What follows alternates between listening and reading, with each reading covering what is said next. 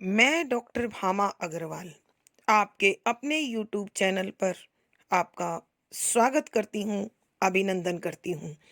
आइए प्यारे बच्चों, आज हम अपनी पाठ्य पुस्तक मध्यकालीन काव्य कुंज में संकलित कवि रसखान द्वारा रचित रचना का अध्ययन आरंभ करते हैं। रसखान जी का वास्तविक नाम सैयद इब्राहिम खान था। रसखान उनका उपनाम था। वो श्री कृष्ण के अनन्य भक्त थे। उन्होंने श्री कृष्ण की सुंदरता, प्रेम, श्रृंगार, भक्ति से ओत-प्रोत सवैयों का लेखन किया और इनकी रचनाओं को बहुत सराहा गया, उसकी स्तुति की गई। श्री कृष्ण के भक्तों में सूर, मीरा, रहीम आदि के साथ इनका नाम भी बहुत सम्मान से लिया जाता है। कविवर ने श्री कृष्ण की बाल लीलाओं का, गोचरण लीला का, कुंज विलास का, चीरहरण, पनघट, गोकुल ब्रिज प्रेम और भक्ति से ओतप्रोत पद लिखने के साथ साथ उन्होंने गोपियों द्वारा मुरली के प्रति जो सोतिया डाह व्यक्त किया, उस पर भी बड़े रसीले पद रचे हैं। उन्होंने श्री कृष्ण के विषय में लिखा कि वो अत्यधिक मनमोहक रूप के स्वामी, उनके सिर पर मोर पंख का मुकुट, सांवले सलोने शरीर पर पीत वसन, गले में वैजंती फूलों की माला, हाथ में बांसुरी, बाजूबंद, माथे पर टीका आदि उनके सौंदर्य का विशेष श्रृंगार रहा, हिस्सा रहा और उनके सामने करोड़ों कामदेव भी फीके जान पड़े।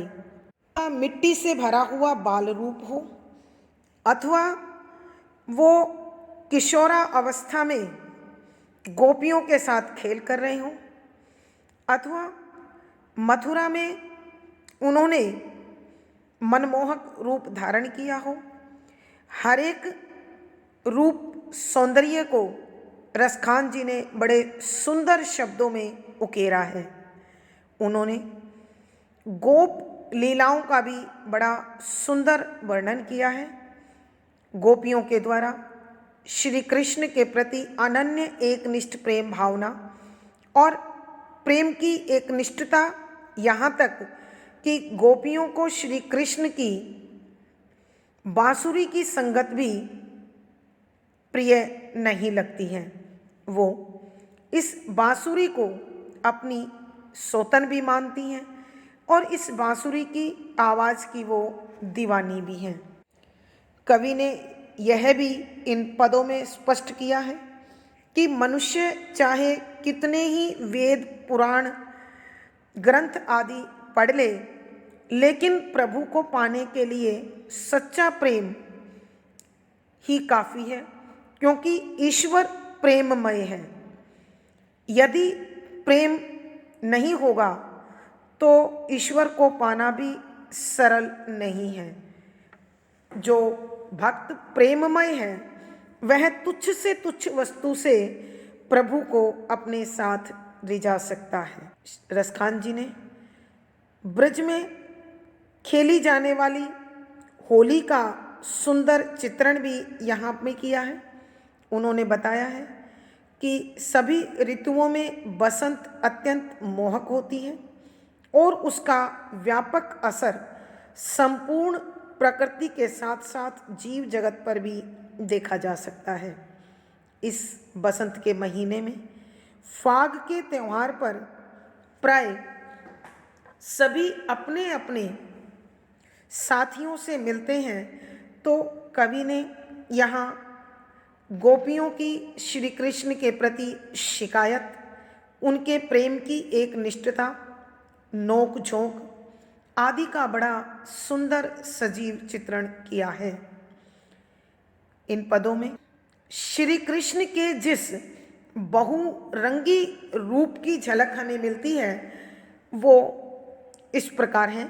आगामी सवैयों में हम उसे पढ़ेंगे, समझेंगे और निश्चित रूप से जब आप उन्हें सुनेंगे तो आप भी महसूस करेंगे कि रसखान द्वारा रचे गए ये सवैये वास्तव में रस की खान ही हैं। सवैया संख्या 1। मानुष हो तो वही रस खानी, बसऊं ब्रज गोकुल गांव के ग्वारन, जो पशु हो तो कहाँ बस मेरो, चरऊं नित नंद की धेनु मजारन, पाहन हो तो वही गिरि को जो धार्यो कर छत्र पुरंदर धारण, जो खग हो तो बसेरो करऊं मिली कालिंदी कूल कदम्ब की डारन। प्रसंग। प्रस्तुत सवैया हमारी हिंदी की पाठ्य पुस्तक मध्यकालीन काव्य कुंज में संकलित रसखान द्वारा रचित छंद शीर्षक रचना अंश से लिया गया है। संदर्भ। इन सवैयों में कवि रसखान ने श्री कृष्ण के प्रति अपने अनन्य एकनिष्ठ प्रेम को प्रतिपादित किया है, प्रकट किया है। रसखान का नाम श्री कृष्ण भक्त मुसलमान कवियों में सर्वोपरि है। यहाँ उन्होंने पुनर्जन्म में विश्वास किया है कि मनुष्य अपने कर्मों के अनुसार एक नया जन्म प्राप्त करता है, लेकिन इस सवैये में कवि चाहते हैं कि मुझे न जाने अपने किस कर्म के परिणाम स्वरूप कौन सी योनि मिलेगी, लेकिन जो भी योनि मिले वह योनि ऐसी हो कि मैं प्रभु के निकट रह सकूं। इसी प्रकार के भावों को स्पष्ट करते हुए कवि रसखान लिखते हैं कि व्याख्या। शब्दों के अर्थ साथ साथ रहेंगे। मानुष मनुष्य, हो मैं, तो वही उसी। रसखानी, रसखान के बच्चों दो अर्थ हैं। एक रसखान कवि और दूसरा रसखान रस की खान अर्थात श्री कृष्ण।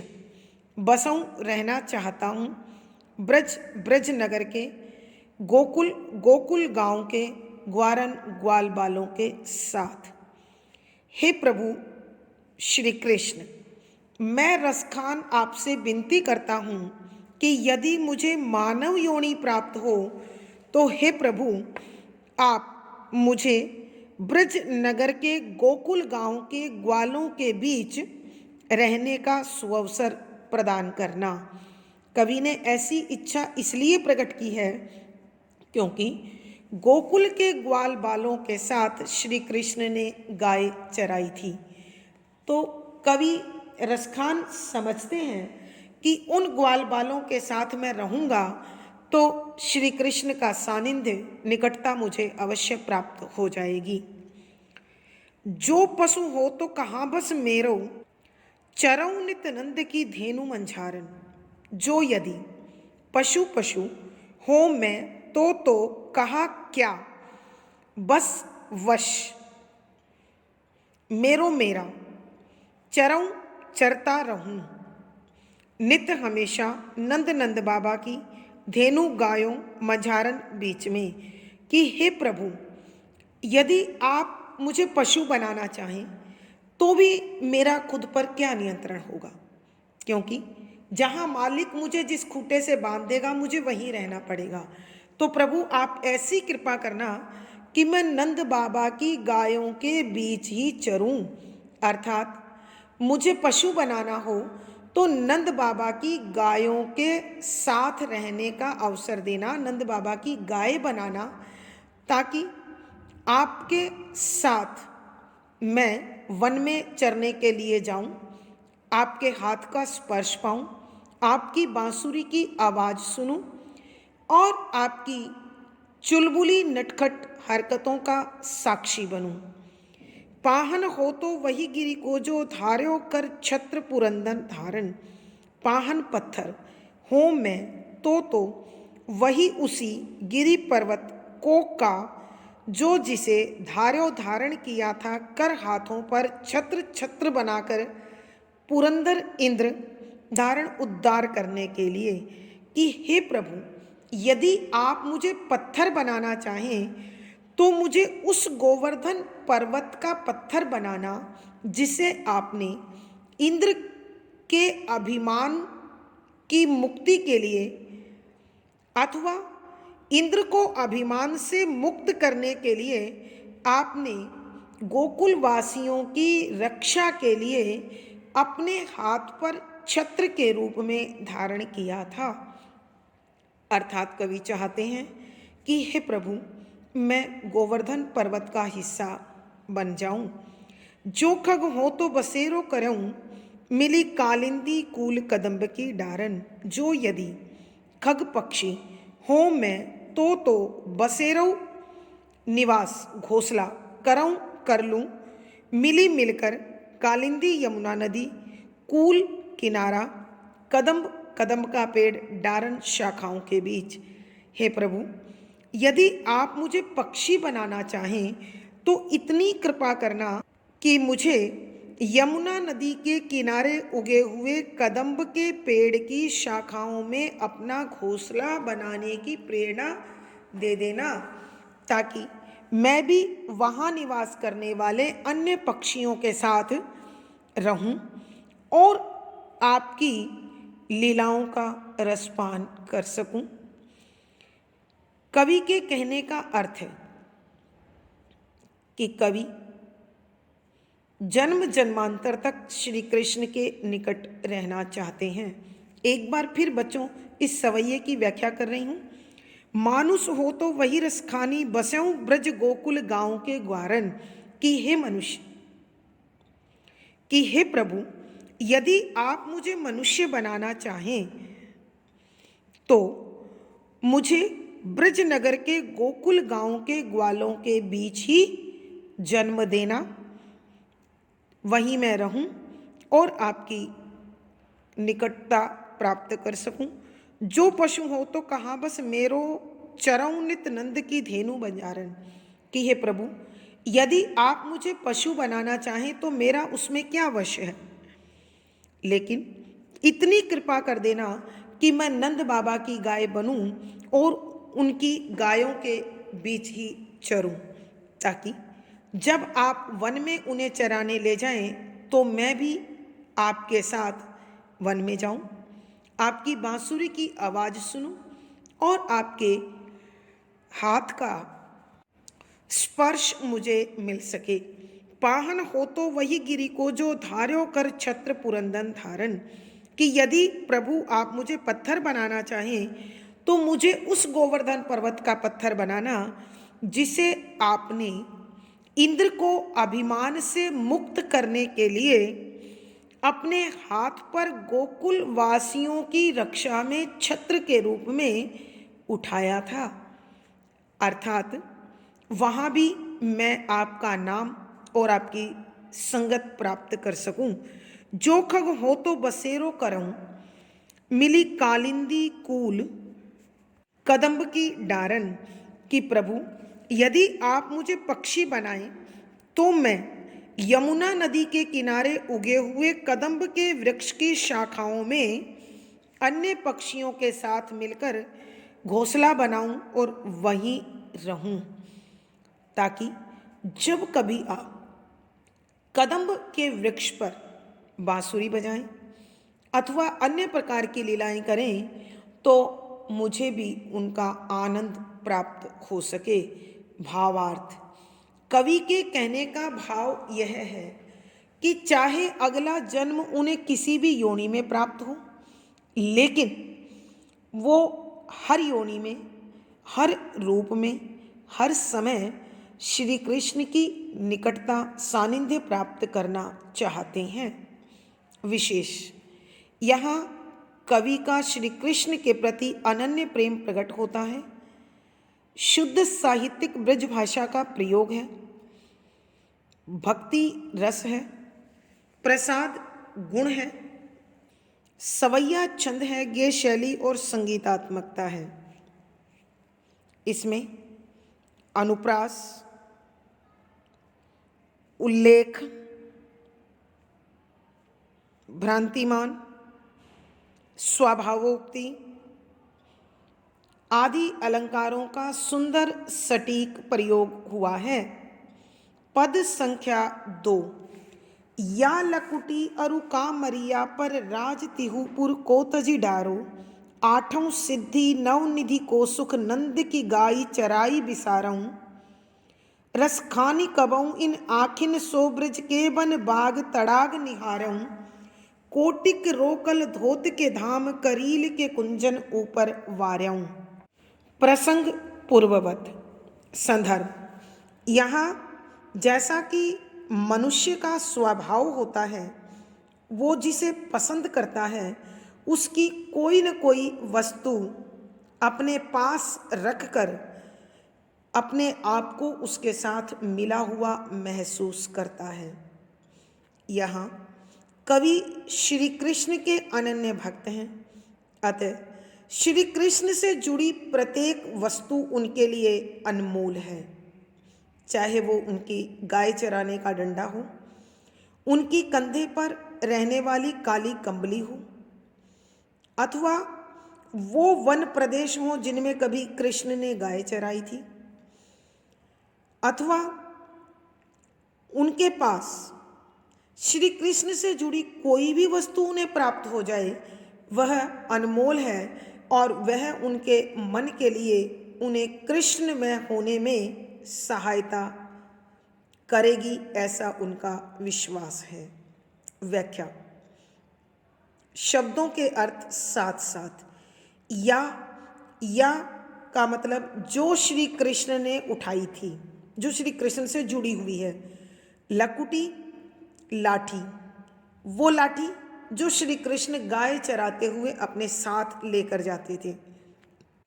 अरु और कांबरिया कंबली, जो प्राय चरवाहे अपने कंधे पर कंबल का टुकड़ा रखते हैं।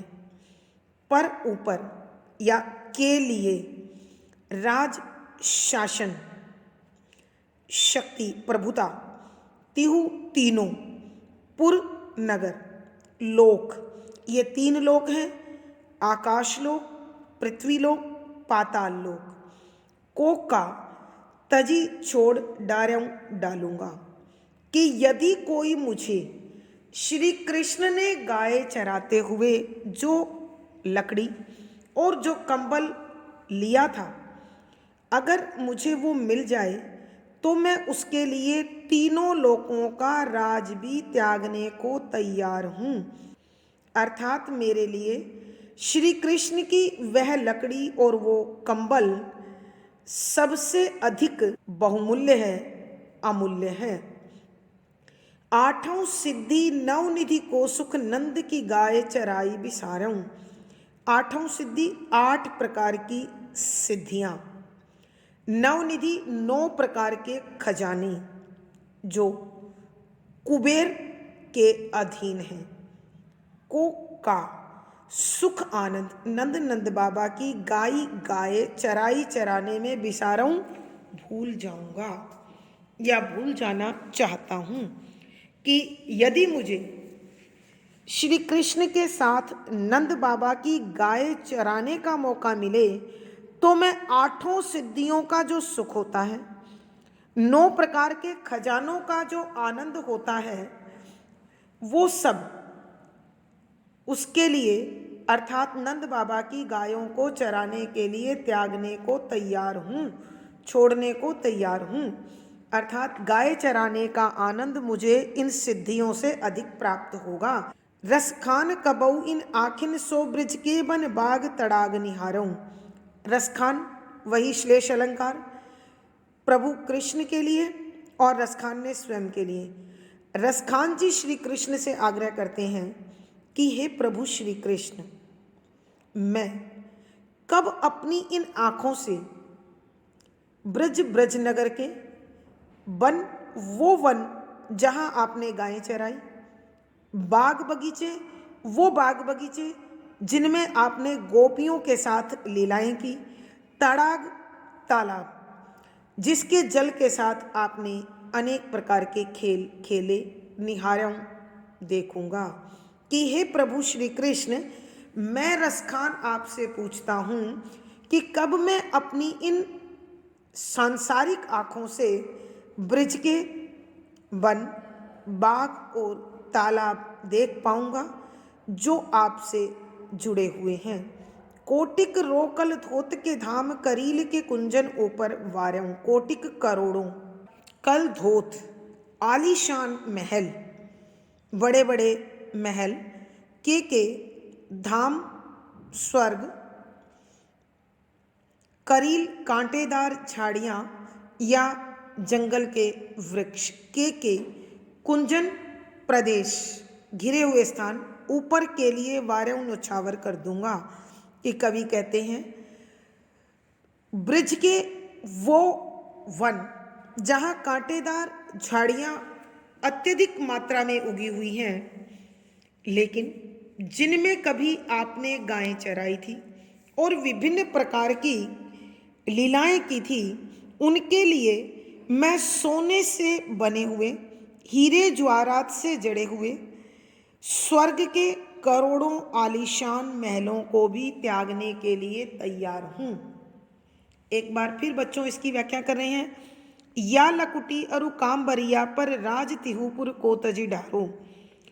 कि मैं श्री कृष्ण की वो लकड़ी और कंबल जो वो गाय चराते हुए अपने साथ रखते थे, उन्हें प्राप्त करने के लिए तीनों लोक, आकाशलोक, पृथ्वीलोक और पाताल लोक का शासन, प्रभुता त्यागने के लिए तैयार हूँ। आठों सिद्धि नवनिधि को सुख, नंद की गाय चराई बिसारूं। कि आठों प्रकार की सिद्धियां और कुबेर के वो 9 खजानों का आनंद भी मैं नंद बाबा की गायों को चराने के आनंद के सामने छोटा समझता हूँ, हीन समझता हूँ अथवा फीका समझता हूँ। रसखान कबऊ इन आखिन सो ब्रिज के बन बाग तड़ाग निहारूं। रसखान जी प्रभु श्री कृष्ण से पूछते हैं कि हे प्रभु, कब मैं अपनी इन आँखों से ब्रज के वो वन जिनमें आपने गाय चराई थी, वो बाग बगीचे जिसमें आपने गोपियों के साथ लीलाएं की थी, और वो तालाब जिसके जल में अनेक प्रकार की क्रीड़ा की थी, मैं उन सब के दर्शन कब कर पाऊंगा। कोटिक रोकल धोत के धाम, करील के कुंजन ऊपर वार्यों। हे प्रभु, मैं तो वन की उन कांटेदार झाड़ियों के लिए करोड़ों स्वर्ग के आलीशान सोने हीरे ज्वारात से बने महलों को कुर्बान करने के लिए तैयार हूँ, बलिदान करने के लिए तैयार हूँ। जिन झाड़ियों में कभी आपने गाय चराई थी और आते जाते आपकी परछाई उन पर पड़ी थी, उनको प्राप्त कर मैं सबसे बड़े खजाने का भी त्याग करने के लिए तैयार हूँ। अर्थात कवि के कहने का अर्थ है कि प्रभु श्री कृष्ण और उनसे जुड़ी प्रत्येक वस्तु स्वर्ग के सुख, आनंद, वैभव के सामने एकदम फीकी है, कमज़ोर है, निरर्थक है, बेकार है, सारहीन है। भावार्थ, कवि के कहने का भाव है कि यदि मनुष्य को प्रभु अथवा प्रभु से मिली कोई भी वस्तु प्राप्त हो जाती है, तो उसके आगे कोई भी सांसारिक वस्तु कीमती और बहुमूल्य नहीं हो सकती है, क्योंकि अपने इष्ट से मिली अभिष्ट वस्तु मनुष्य को सच्चा सुख, शांति और जो ईश्वर से जुड़ी है वो तो मुक्ति भी प्रदान कर देती है। विशेष यहाँ कवि का श्री कृष्ण और ब्रज के प्रति अनुराग स्पष्ट हुआ है। शुद्ध साहित्यिक ब्रज भाषा का प्रयोग है। अभिधा शब्द शक्ति है। नवनिधि, ब्रज के वन, करील के कुंजन अनुप्रास अलंकार, रसखान श्लेष अलंकार, उल्लेख आदि अलंकारों का सुंदर सटीक प्रयोग हुआ है। सवैया छंद है, गेय शैली है और संगीतात्मकता बनी हुई है।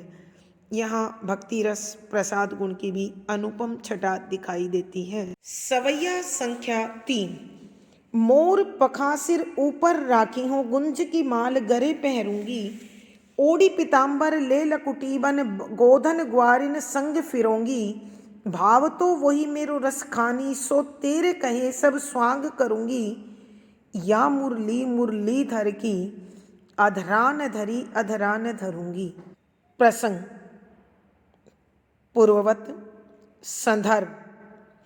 इस पद में कवि रसखान जी गोपियों का श्री कृष्ण के प्रति जो अनुराग है, एकनिष्ठ प्रेम है, उसका वर्णन कर रहे हैं और साथ ही वो ये भी बता रहे हैं कि गोपियां जिस मुरली की आवाज़ की दीवानी थी, उसे सुनकर श्री कृष्ण के निकट पहुंचती थी, उसी मुरली के प्रति गोपियों के मन में सोतिया डहा था। क्योंकि जब श्री कृष्ण मुरली बजाते थे तो वो इतने अधिक तल्लीन हो जाते थे, मग्न हो जाते थे कि उन्हें आसपास की किसी वस्तु का कोई ज्ञान अथवा भान नहीं रहता था। इसलिए गोपियां मुरली से अत्यधिक ईर्ष्या करती थी। यहाँ इस सवैये में गोपियों के इसी प्रकार के भाव स्पष्ट हुए हैं। व्याख्या। शब्दों के अर्थ साथ साथ। मोर पखा मोर की पंख, सिर सिर ऊपर ऊपर राखी हो मैं रख लूँगी। गुंज गुंज की, माला माले गले गले पहरूंगी पहन लूँगी। ओढ़ी ओढ़ लूँगी, पीतंबर पीले रंग का वस्त्र ले लूँगी। लकुटी गाय चराने का डंडा, वन वन में गोधन गायों के धन के साथ ग्वारनी ग्वाल बालों के संग साथ में फिरूंगी घूम लूँगी। भाव तो जो अच्छा लगता है तुझे भी और मुझे भी, वही उसी प्रकार का मेरो मेरा रसखानी श्री कृष्ण, सो उसी प्रकार की तेरे तेरे कहे कहने पर सब सारा स्वांग नाटक करूँगी कर लूँगी। या जो श्री कृष्ण ने ले रखी थी मुरली बांसुरी, मुरलीधर बांसुरी धारण करने वाला की अधरान होठों पर रखी हुई, धरी धरी हुई अधरा अपने होठों पर न नहीं धरूंगी धरूंगी। कि अब देखो बच्चों कि एक गोपी जो श्री कृष्ण की दीवानी है, वह अपनी दूसरी सखी से आग्रह करती है कि तू श्री कृष्ण के जैसा रूप धारण कर ले ताकि तुझे देखकर मैं अपने मन को समझा सकूं। वह गोपी भी श्री कृष्ण की दीवानी थी, अतः श्री कृष्ण का वह नाटक करने को तैयार हो गई और कहने लगी कि हे प्रिय सखी, जो तू कह रही है, जो तू चाह रही है, उस श्री कृष्ण की मैं भी दीवानी हूँ, मुझे भी वो बहुत पसंद है। इसलिए तेरे कहने के बाद मैं वो सारा रूप धारण कर लूँगी जो श्री कृष्ण ने धारण किया हुआ है। जैसे कि मोर पखा सिर ऊपर राखे हूँ, कि मैं मोर पंख को अपने सिर के ऊपर मुकुट की तरह लगा लूँगी।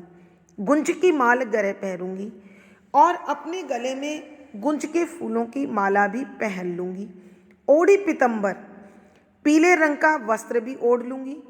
ले लकुटी और उनकी गाय चराने का डंडा भी हाथ में ले लूँगी। वन गोधन ग्वारिन संग फिरूंगी और वन वन गायों के साथ ग्वालों की संगत में फिर लूँगी, भटक लूँगी। भाव तो वही कि जो तुझे पसंद लगता है, मेरो रसखानी मेरे श्री कृष्ण जी, कि वही मेरे श्री कृष्ण जी तुझे प्रिय लगते हैं, उसके लिए सो तेरे कहे सब स्वांग करूँगी, कि तेरे कहने पर वो सारा नाटक करने के लिए मैं तैयार हूँ और मैं कर भी लूँगी। या मुरली मुरलीधर की अधरान धरी अधरान धरूंगी। लेकिन जो बांसुरी श्री कृष्ण ने अपने होठों से लगा रखी है, वो ना मैं कभी अपने होठों पे रखूंगी और ना ही उस प्रकार मैं बांसुरी बजाकर उसमें मग्न होंगी। एक बार फिर बच्चों, गोपी अपनी सखी से कहती है कि हे सखी, मैं तेरे कहने पर मोर का पंख अपने सिर पर लगा लूंगी, गले में गुंज के फूलों की माला पहन लूंगी, पीले रंग का वस्त्र ओढ़ लूंगी और हाथ में गाय चराने का डंडा उठाकर ग्वालों के साथ साथ गायों के पीछे पीछे वन वन भी घूम लूंगी। जो मेरे प्रिय श्री कृष्ण हैं वो तुझे भी पसंद है, इसलिए मैं तेरे कहे उनके रूप रंग वाला सारा नाटक करने के लिए तैयार हूँ। मगर या मुरली मुरलीधर की अधरान धरी अधरान धरूंगी। लेकिन वो मुरलीधर ने जो बांसुरी अपने होठों पर रख रखी है उसे कभी भी अपने होठों से नहीं लगाऊंगी। अर्थात कवि के कहने का भाव यह है कि गोपियों को जहाँ मुरली की धुन सुनना प्रिय था, वहीं श्री कृष्ण के निकट पहुँचने पर उनका मुरली बजाना उन्हें कतई अच्छा नहीं लगता था, क्योंकि जब श्री कृष्ण बांसुरी बजाते तो उसमें इतने अधिक लीन हो जाते थे कि गोपियाँ उनके पास आती और श्री कृष्ण उस ओर ध्यान नहीं देते थे। इसलिए गोपियों को यह मुरली अपनी सोतन दिखाई देती थी और इसी सोतिया ढहा के कारण वह गोपी अपने होठों पर वो बांसुरी लगाने को तैयार नहीं है। भावार्थ, कवि के कहने का भाव यह है कि गोपियों का निश्चल और सादगी भरा प्रेम श्री कृष्ण और उनके बीच बांसुरी को भी स्वीकार करने को तैयार नहीं है। विशेष यहाँ गोपियों का मुरली के प्रति सोत भाव स्पष्ट हुआ है। शुद्ध साहित्यिक ब्रिज भाषा का प्रयोग है, श्रृंगार रस माधुर्य गुण है, सवैया छंद गेय शैली और संगीतात्मकता है। इस पद में अनुप्रास, रसखान के लिए श्लेष, अधरान धरूंगी, 2 बार अधरान है, दोनों बार अलग अलग अर्थ है, यमक अलंकार है, मुरली मुरलीधर अनुप्रास है।